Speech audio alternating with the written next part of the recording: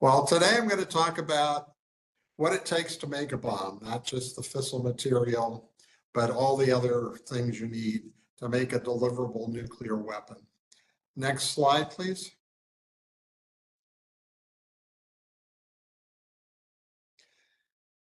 You need a whole bunch of things. You need the nuclear material, of course, the highly enriched uranium and plutonium, but then you need to take that material and you convert it into metal and shape it into the proper shapes to make a nuclear weapon. You also need non-nuclear weapon components. These are things like high explosives, fusing, and the like, that can convert the subcritical configuration in the weapon of the fissile material into a supercritical configuration, so you get a nuclear detonation. And the fusing in that is so that it goes off at the right time and place where you want. And finally, delivery systems, and you probably want some compact, lightweight sort of weapon, go on the sorts of ballistic missiles and tactical aircraft that people have. And the key to this is something called levitation, which I'll explain what that is later on. Next slide.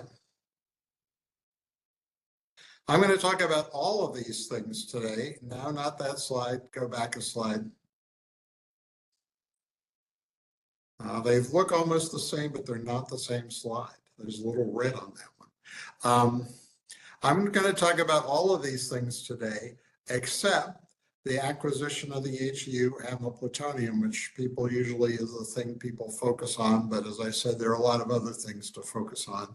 And so the first thing I'm going to talk about is converting the fissile material into metal and getting it into the right shape, and talk about some of the historical experiences with that. Now, next slide. You know, when about a decade ago or something, when Henry wrote me into all this, dealing with Iran, there were people who were claiming it was going to take 6 months just for Iran to convert the uranium hexafluoride into a metal form and shape it right way. And I knew from US experience in World War II that this was absurd sort of thing.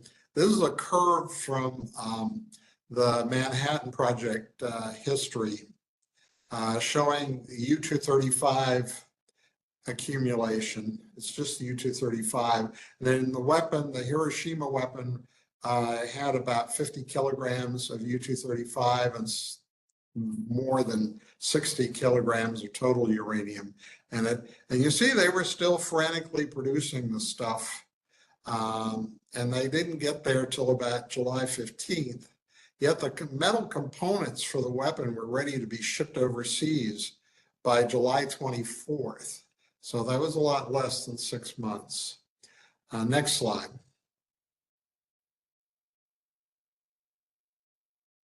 Now, to talk about the plutonium, I have to take a little detour into metallurgy, in particular the concept of allotropes. Now, allotropes are different forms of the same element. You're perhaps most familiar with this with diamonds and graphite.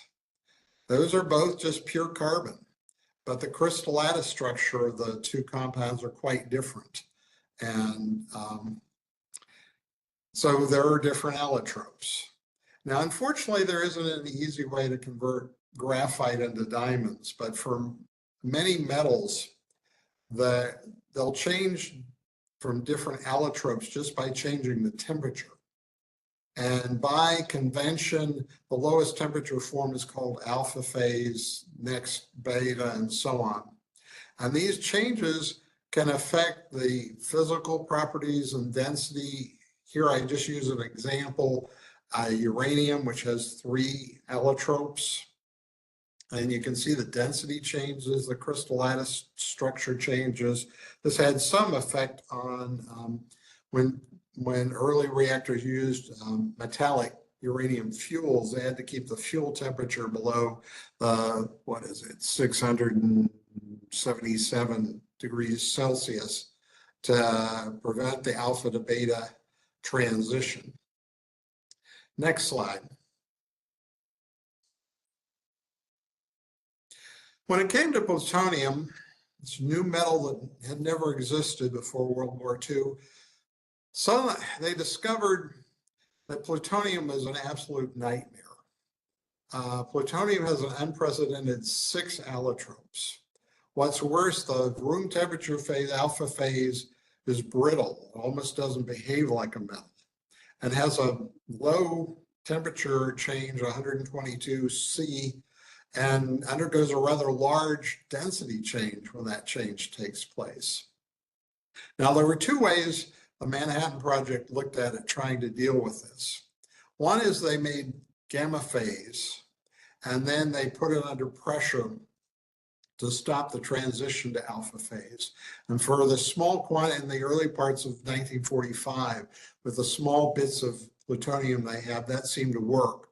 But it was also known from metallurgy that if you alloyed a metal with a different metal, you could sometimes stabilize these higher allotropic phases at room temperature. And in particular, was interest in delta phase, because delta phase has very good physical properties. It's very workable, like metals like aluminum or copper. And it was discovered that indeed a plutonium aluminum alloy stabilized delta phase at room temperature.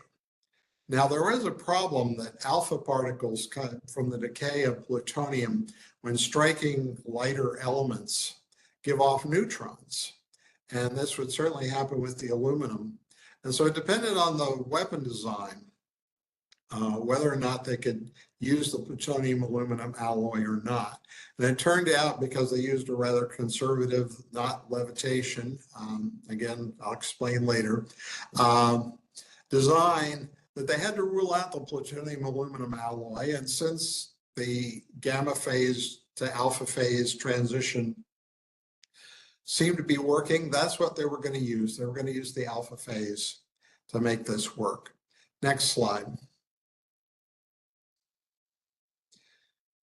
Now, toward the end of April 1945, they finally started getting large quantities of kilogram quantities of plutonium from Hanford.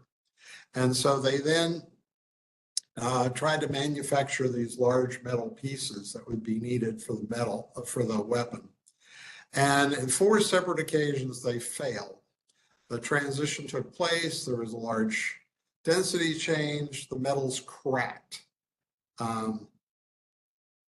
So what were they going to do? They got all this effort, they built 3 reactors, done all sorts of things to get plutonium. How are they going to use it in a weapon? Now, after the plutonium aluminum alloy hadn't worked out, they had done a little bit of research looking at the periodic table. That gallium was the metal below aluminum, and gallium's heavier, so it wouldn't produce nearly as many neutrons if it were used in a weapon, and that it would indeed stabilize the plutonium as delta phase. Indeed, this phase diagram there on the right, you can see if you use, say, 1% weight percent gallium, that's delta phase over a wide range of temperatures. And so they, in desperation, at the end of May of 1945, they decided, well, let's use plutonium gallium. Well, nobody had done any research on it because they were going to use alpha phase. So they didn't even know how long the plutonium gallium alloy would stay stable. They were hoping it would be at least a few weeks. As it turns out, it's decades. So that was good. So they did use it. But again, to show how quickly things got done, they only determined the critical mass of this plutonium gallium alloy on June 24th, yet they had the core ready for the Trinity test a week later, on July 1st. So again, this wasn't 6 months involved. Next slide. Now, it was also argued that producing the weapon core, there'd be a lot of wastage. People would waste a lot of the material converting it to metal. So you need to have a lot more than just the amount you wanted for the weapon to do this. Now, again, this was sort of absurd because these materials, plutonium, highly enriched uranium, are more valuable than gold. And why you waste such material is really hard to believe. I looked at the World War II experience, and as an upper limit, it's clear that no more than 3% of the plutonium or 6% of the HEU was lost in this. And indeed, the South Africans, when they had their weapon program, and since it came to an end, they did a final accounting of it, of their highly enriched uranium. They only lost 1.3%, not 50%. Next slide. Looking now at the non-nuclear weapon components. Next slide. Again, in the looking at the Iran problem, there were these people who for whatever reason used the model that what the Iranians would do is they would produce the HEU, they would produce the metal components, they'd have it ready, and only then would they start to think about, well, what sort of non-nuclear weapon components do we need? So again, they were thinking it was going to take a really long time to do this. But in fact, as long ago as 1946, it was pointed out by William Penney that indeed these things could be done in parallel. You don't need fissile material at all to produce the non-nuclear weapon components. Now you might ask, well, who is William Penney other than this guy here? He was a British nuclear scientist. He'd gone over to New Mexico, Los Alamos, worked on the Manhattan Project. He'd actually stayed on for a little while after many of the US scientists left and helped the US conduct its Crossroads nuclear tests in the summer of 1946. But he went back to England and wrote this piece as England was considering producing nuclear weapons, and said this. And Penney turned out to be basically the Oppenheimer of the British nuclear program. Though being British, he wasn't nearly as colorful as Oppenheimer, but he was just as good. Next slide.